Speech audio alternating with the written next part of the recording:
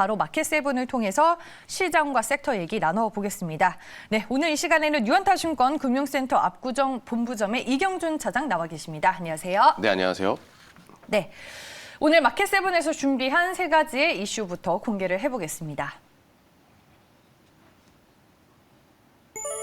네, 방역체계 전환을 앞두고 지금 자가진단 키트가 품귀 현상을 빚고 있다고 합니다. 그리고 미국 시장의 긴축 우려와 전일 LG 에너지솔루션의 수급 쏠림으로 시장이 다시 한번 와르르 무너지는 흐름이 연출이 됐습니다. 잠시 후에 차장님과 시장 진단해 볼 거고요. 대한항공이 화물 덕을 보면서 이 4분기 실적과 지난해 연간 실적이 사상 최대치를 기록했다라는 얘기가 전일 장 마감 후에 전해졌습니다. 네, 첫 번째 이슈로 바로 시작을 하겠습니다. 최근에 국내에서 이제 코로나19 확진자 수가 다시 증가를 하고 있고 진단 키트가 불티나게 팔리고 있다고 하는데 이제 뭐 PCR 검사도 지금처럼 바로 받을 수 없는 것 같더라고요. 뭐 이런저런 이유 때문에 진단 키트가 지금 5,000원 하던 게 2만 원 한다고 하는데 이게 그러면은 진단 키트 업체는 어떤 이슈가 되는 거예요? 사실 수혜이죠. 수혜일 수밖에 없고요. 아무래도 10,000명이 넘어가게 되면 보건소만으로는 시스템이 한계가 옵니다. 저희도 사실은 몇 번 해보긴 했는데 1시간 반씩, 2시간씩 기다리는 경우도 많고 또 중간중간에 방역해야 돼서 쉬더라고요. 그래서 지금 어려운 상황이 오다 보니까 정부에서 일부 자가진단 키트를 배포를 해줘서 거기서 문제가 되면 다시 와서 받으라는 형태로 그 병목 현상을 줄여준 거죠. 그리고 일부 약국이나 이런 데서 판매가 되게 되는데 아무래도 시장에서 형성이 되다 보니까 우리가 마스크 할 때도 기본적으로 지금은 300원, 400원 했던 게 4,000원, 5,000원 했을 정도 있던 것처럼 그런 식의 어떤 사례가 늘어나다 보니 정부 입장에서는 이걸 또 집에서 하지 말라라고 하는 상황인 것 같아요. 그런데 사실 결과적으로는 병용될 수밖에 없습니다. PCR 검사만으로서는 미국도 보시면 아시겠지만 오미크론 자체가 치명률은 약한 대신에 전파력은 너무나 강해요. 그리고 우리들도 이제는 오미크론을 죽는 경우는 사실 많이 못 봤거든요. 그러다 보니까 걸려도 괜찮겠다는 생각도 사실은 조금씩은 있는 것 같아요. 그러다 보니까 확진자는 정부에서 막더라도 저는 늘어날 수 없을 것 같고요. 그게 미국이나 유럽이나 다 똑같은 형태입니다. 그리고 그 확진자 수세 자체는 엄청나게 늘어나기 때문에 사실 그게 겁나지는 않아요. 왜냐? 죽지 않기 때문에. 그러나 결국은 진단을 하고 약을 먹고 치료를 받아야 되니까 그러다 보면 결국은 지금은 일시적으로 2월 이후에 초에 관련 진단 제품들을 집에서 못하게 한다라고 하지만 저는 오히려 더 적극적으로 활용을 해서 또 물량들을 더 많이 배포를 할 수 있는 시스템을 구축을 해서 집에서 하고 또 집에서 경경 치료제 먹으면 훨씬 더 의료 시스템이 경감이 되고 경제적 활동도 좋아질 수 있다 생각하거든요. 그래서 그런 형태로 가야 되기 때문에 당분간은 조금 더 이쪽에 흐름이 좋지 않을까 생각하고 있습니다. 아니 지금 국내 코로나19 확진자 수가 갑자기 또 가파르게 증가를 하면서 시장 하락 속에서도 선방하는 섹터 중에 하나가 이 자가진단 키트 관련 업체들이지 않았나 싶어요. 최근에 그래도 주가 흐름이 좀 버텨주는 분위기였는데 근데 지금은 코로나19가 확산되는 시기니까 그렇다 치고 코로나 이후의 성장성에 대해서는 여전히 좀 의문이 있지 않나 싶어서요. 네, 사실은 저도 마찬가지 생각이고요. 지금은 대안이 없죠. 대형주 맞고 소형주 맞고 성장주 가치도 다 두드려 맞다 보니 이걸 피해갈 수 있는 테마가 사실 간절한 상황입니다.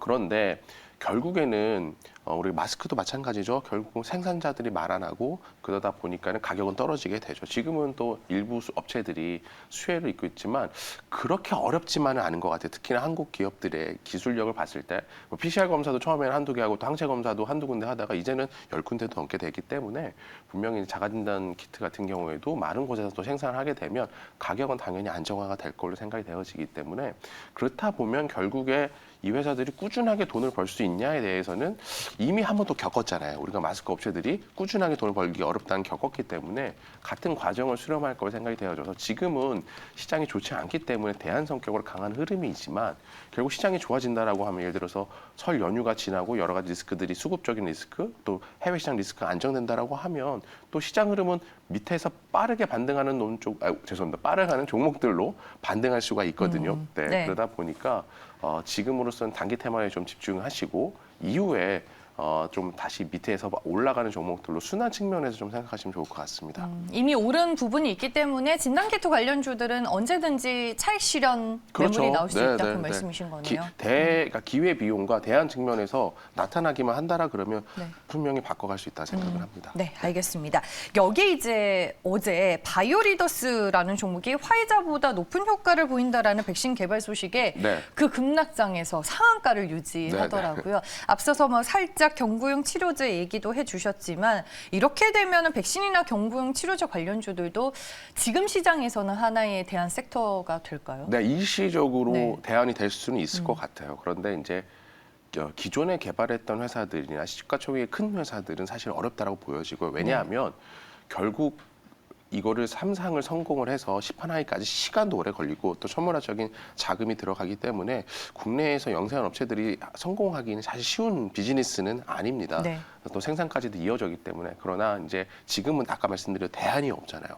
다 매도가 나오는 상황이기 때문에 그런 측면에서 약간 시가총액이 작은 종목들이 이런 호재들을 발표하는 말씀하신 경구용 치료제라든지 이런 것들 백신이라든지 이런 거 하게 되면 시장이 쏠림이 올릴 수가 있지만 조금 전에 말씀드렸다시피 시장이 안정을 찾고 바닥에서 올라가는 종목들이 생기고 또 대형주들도 실적주들도 조만간 2월 중순이 되면 또 실적들 발표를 하죠. 그러면 또 대안이 되기 때문에 그러면 흐름이 바뀔 수가 있습니다. 그래서 그 전까지만 그러니까 개인적인 생각으로는 설 지난 직후까지만 좀 보시고 이후에는 조금 변화를 줄 수 있는 고민들을 해보시는 게 좋지 않을까 생각이 되어집니다. 네, 알겠습니다. 저희 첫 번째 이슈로 이 관련주들 얘기 차장님과 나눠봤습니다. 다음 두 번째 이슈로 넘어가 볼게요. 최악의 1월 시장, 정말 모든 투자자분들이 지금 제일 공감하고 있는 얘기가 아닐까 싶은데 그렇죠. 네. 차장님도 솔직히 네. 업계에 계시면서 네, 네. 이런 시장 겪은 적이 있으실까요? 뭐 코로나 이후에는 처음이죠. 그리고 뭐 신용등급 강등 위기, 미국의 뭐 그런 네. 아주 메이저 굵직한 이슈들 말고는 기억이 잘 안 나요. 그러니까 이게 또 금융위기와는 색깔이 또 다른 느낌이 들어서 조금 더 개인적으로는 네. 대외 변수로 문제가 되는 거는 추정하고 판단할 수가 있어요. 여러 가지 근거들이 있고 과거 사례가 있는데 네. 지금처럼 국내 대규모 초대형 규모 IPO가 엮여서 발생한 문제는 예측이 전혀 안 됐어요. 맞아요. 그래서 2, 3일이 사실 주식하는 2, 3년 코로나 때보다 저는 더 판단이 안 되고 대응이 안 되기 때문에 더 어려웠었던 것 같아요. 네. 그러면 이제 시장 얘기를 하나하나씩 좀 풀어보겠습니다. LG 에너지 솔루션 성장 이벤트 속에 전일 국내 증시가 또 급락을 그렇죠. 네. 했습니다. 이게 이렇게까지 빠질 일인가라는 생각이 들 정도로 너무 화가 나는 시장이었는데 이 그렇죠. 페닉스 맞아요. 매도의 이유 네. 어떻게 좀 봐야 될까요? LG 에너지 솔루션을 빼버리고요. 네. 시가총액 118조, 120조가 되는 회사가 생겼다고 생각을 하죠. 우리나라 코스피 시가총액이 약 2천억 정도 넘는 걸로 알고 있는데 그러면 거기에 5% 되는 회사가 생긴 거예요. 새로운 자금으로 다 들어가지 않죠. 그럼 예를 들어서 예전 시장은 A 섹터에서 매도가 나오면 B 섹터로 돈이 흘러갔죠. IT에서 매도 나오면 바이오로 가고 바이오에서 메타 갔다 이러죠. 근데 지금 IPO는 새로운 생긴 거죠. 새로운 섹터가 그것도 110조가 되는 섹터가 120조가 된 섹터가 생긴 거죠. 그러면 기존의 자금을 팔아서 일로 들어갈 수밖에 없어요. 120조라는 거의 의미를 보면 하이닉스가 90조가 안 됩니다. 삼성전자만 400조가 넘어가죠. 그러니까 어떻게 보면 미국으로 보면 테슬라 같은 회사가 새로 생긴 개념이랑 똑같아요. 그러면 자금들은 무지막지하게 매도가 나올 수밖에 없죠. 저도 간과했던 부분 중에 하나가 그건데 네. 기존에 뭐 카카오페이나 크래프톤이나 뭐 10조 단위의 어떤 것들이 들어왔을 때는 이런 정도의 충격은 없었어요. 그런데 지금은 그거의 10배가 넘는 시가총액이 들어오다 보니까 모든 펀드들이 다 돈을 담아야 되는 상황인 거죠. 왜냐하면 전체적으로 인덱스 펀드든 패시브 펀드든 ETF 펀드든 상대평가이거든요. 그러면은 기본적인 시총 비중에서 삼성전자가 없는 펀드는 없습니다. 마찬가지예요. 우리나라 2위 시총 종목이기 때문에 이 종목이 없는 펀드는 있을 수 없는 거죠. 그리고 시초가가 사실은 공모가 30만 원이었는데 시초가는 한 2배 인근에서 시작을 해서 50만 원대 마감이 됐기 때문에 처음에는 30만 원으로 생각하고 미리 네. 1월에 매도를 했더라도 이미 시가총액이 2배 가깝게 오른 상황이 되면 그만큼을 더 매도를 해야 되는 거죠. 그러다 보니까 어저께 사실 감당이 안 될 만큼 매도가 나왔고요. 또 그 자금들이 연기금 포함해서 기관들 포함해서 그런 것들이 LG 에너솔루션으로 들어간 상황으로 그 엄청난 지수 왜곡 아마 향후에 이런 왜곡이 없을 수 있을 것 같아요. 시가총액 2 이상 되는 회사들이 찾기 어렵기 정말 때문에 역사에 길이길이 남을 이례적인 상황인 일이네요. 것 같아요. 어떻게 보면 LG 에너지솔루션 상장 사태로 될 수 있는 만큼 그만큼 이벤트였다라고 생각하시면 되고요. 그럼 남아있는 일정이 어떻게 되냐? 네. 2월 한 9일, 10일 정도까지 이제 어제부터 시작이 된 것 같긴 한데 지수 편입이 되죠. 어제 종가 기준으로. 그러면 관련 섹터 ETF들 있죠. 뭐 네. 2차전지 ETF 이런 것들이 담아야 됩니다. 5천억 정도 되고요. MSCI 지수가 2월 14, 15일 정도에 편입이 결정이 되는데 보통 미리 담고 오늘은 FTSA는 안 됐다라고 나왔지만 MSCI는 될 확률이 높기 때문에 또 담아야겠죠. 한 4천억 됩니다. 네. 마지막으로 3월 10일 정도에 코스피 200 지수에 편입이 되게 되면 약 한 1.6조 정도를 담아야 되니까 총 2.5조 정도죠. 근데 어저께 보시게 되면 1.7조, 1.8조 이상 담았던 것 같아요. 그러니까 그런 것들이 향후에 좀 나눠져 담아 있을 거라서 피크는 분명히 어제였을 거고요. 아마 오늘까지도 좀 그런 피크 부분은 있지 않을까 좀 생각이 되어져서 좀 감안하셔서 생각을 하시면 좋을 것 같아요. 지수 편입 얘기를 해주셨는데 어제 아마 다들 보셨을 거예요. 장 네. 마감 후에 이제 저녁에 FTSE 러셀 지수의 조개 편입은 실패했다라는 얘기가 나왔잖아요. 이 이슈 자체만 놓고 봤을 때는 오늘 LG 에너지 솔루션이나 시장에 네. 미치는 영향은 좀 어때요? 사실은 네. 뭐 죄송한 말씀입니다. 시장 전체를 봤을 때는 LG 에너지솔루션 시가총액이 빠지는 게 좋습니다.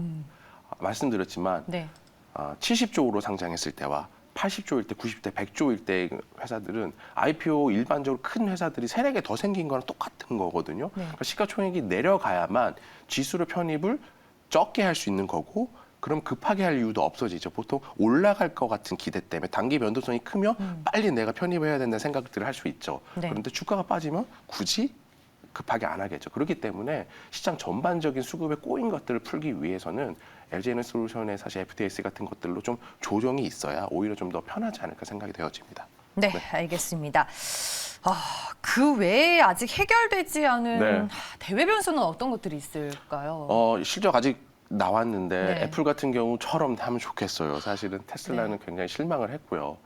굳이 궁금한 이슈를 그렇게 밝힐 필요가 있나? 애플은 지금 잘 나오는 것 같고 1일, 2일, 3일, 2월이죠. 분명 구글, 이제 뭐 페이스북, 아마존 실적 발표가 있는데 다행히 저희가 2개 회사는 연휴 기간에 나오게 됩니다. 그리고 우크라이나 사태 보시면 아시겠지만 회담이 한번 생기면 그 다음 회담도 생기고 계속 생기면서 점점 수위가 약해져요. 그러다가 이제 화해 모드로 가는 거기 때문에 그 부분도 해소될 수가 있고요. 보시게 되면 오늘 유가나 미국채는 조금 10년물 금리는 조금 하락한 것 같아요. 네. 정고점을 미국채 금리는 넘기지 않았습니다. 그래서 대외 변수는 연휴 기간 다 마무리가 된다고 생각을 합니다. 그럼 남아있는 건 국내 수급 변수인데 어제가 가장 심했을 거고 오늘 정도까지도 또 설 전에 두려우시니까 또 매도할 수 있는 자금들도 있을 수 있지만 또 반대도 있어요. 마지막이니 이벤트 마지막이니 받아가자라는 쪽이 있기 때문에 이제는 조금부터 안정을 찾을 시기가 아닌가 생각이 되어집니다. 그래서 대외 변수들이 아까 말씀드린 것들이 남아있고 또 3월 달에 파월이 얼마나 올릴지에 대해서는 정확하게 얘기를 하지 않았죠. 0.5% 올릴 수 있습니다. 그렇기 때문에 그 전까지 사실은 바닥을 만들어가는 과정입니다만 이미 가격 조정이 심하게 나타났기 때문에 연휴 이후에부터는 좀 반등할 수 있는 계기들도 나오지 않을까 개인적으로 그렇게 좀 생각을 하고 있습니다. 저는 이제 설 연휴가 시작이 되니까 여기에서 드는 생각은 네.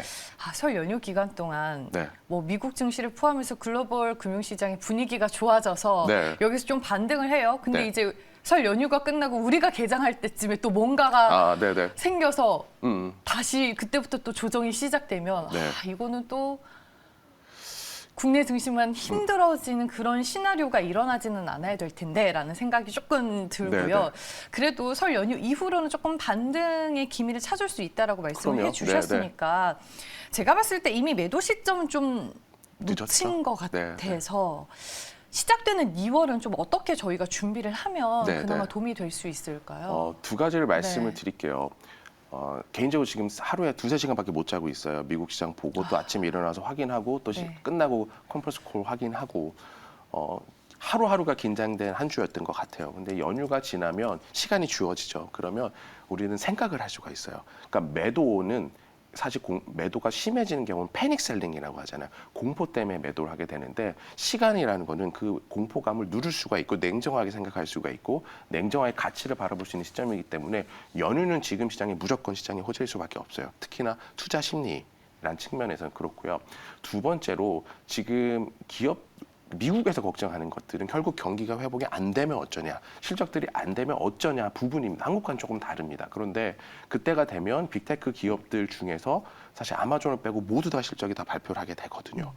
그러면 매를 맞더라도 이미 다 맞은 상태가 될 거예요. 그래서 그것들이 설 끝나고 하루 후에 반영이 될 수도 있겠지만 오히려 그렇게 되면 우리는 여러 번 나눠 지금같이 체력이 약한 상황에서는 잦은 매를 한 번, 두 번, 세 번 나올 때 계속 충격이 있을 수 있지만 오히려 연휴가 되면 마지막에 한 번에 하고 끝날 수 있는 여력이 있기 때문에 제 개인적인 생각으로는 오히려 2월은 당연히 좋을 수밖에 없지 않을까. 왜냐하면 이미 안 좋은 것들은 다 연휴 기간 안에 반영이 될 거고 또 네. 우크라이나 사태도 보시면 분명히 더 좋아지는 뉴스들이 나올 거라 생각하기 때문에 그것도 2월 그 다음 주가 지나면 호실적 시즌이 되죠. 실적 시즌이 되죠. 그러면 좋아지는 기업들이 있을 거예요. 그러면 거기에 또 강한 매수세가 떠오를 수 있기 때문에 좋아질 수밖에 없다. 그래서 긍정적으로 생각하시고 연휴 편하게 보내시면 좋을 것 같습니다. 이렇게 답변을 주셨네요. 지금은 오히려 시간이 약이다. 그럼요. 네. 시간이 약입니다. 쓰시죠. 쓰는 약입니다. 아주 쓰는 약이지만 지금은 무조건 쉬시는 시장이 안 열리는 게 좋을 때고요.